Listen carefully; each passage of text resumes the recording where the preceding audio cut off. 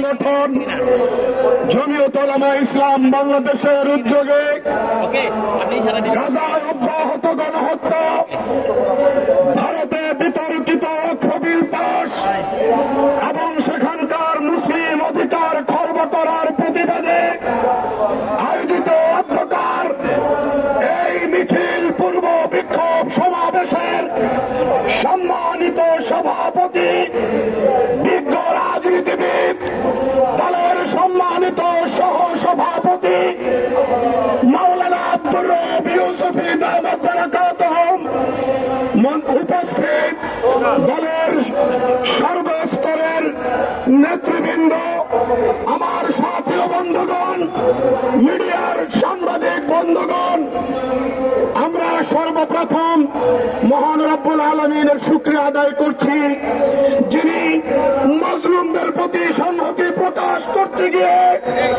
মজলুম ফিলিস্তিনিয়ার গাজাবাসীর পক্ষে দাঁড়াতে গিয়ে আজকে আমাদেরকে এই কর্মসূচি পালন করার সুযোগ দিয়েছেন। আমরা সবাই কালিমাতুশ শুকর পড়ছি আলহামদুলিল্লাহ।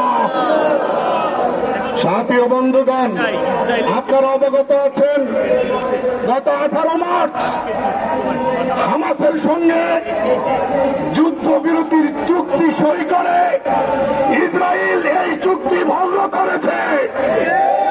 আপনারা অবগত আছেন গাজায় ব্যাপকভাবে গণহত্যা চালিয়ে এই হায়না দখলদার রাষ্ট্র মানবতার মানবাধিকারকে পদদলিত করে চলেছে।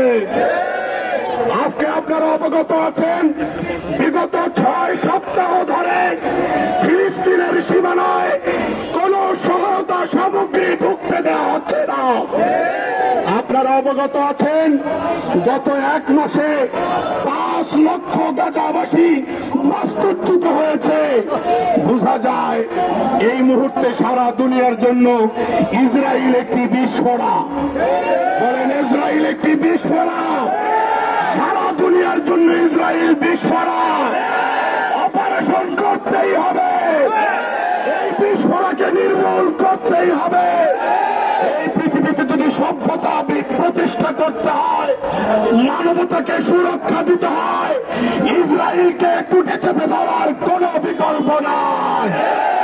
তাই পৃথিবীর সমস্ত মানবতাবাদী, সমস্ত মানবতা প্রেমিক মানুষকে সিদ্ধান্ত নিতে হবে ইসরায়েল আর ইসরায়েলের মিত্র শক্তির সকল রকম পণ্য বয়কট করতে হবে।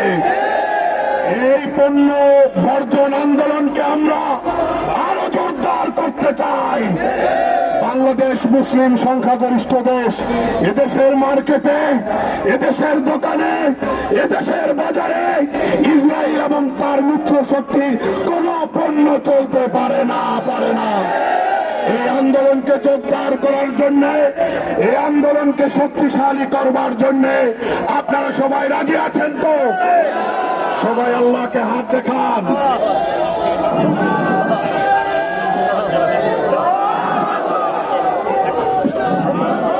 সাথী ও বন্ধুগণ,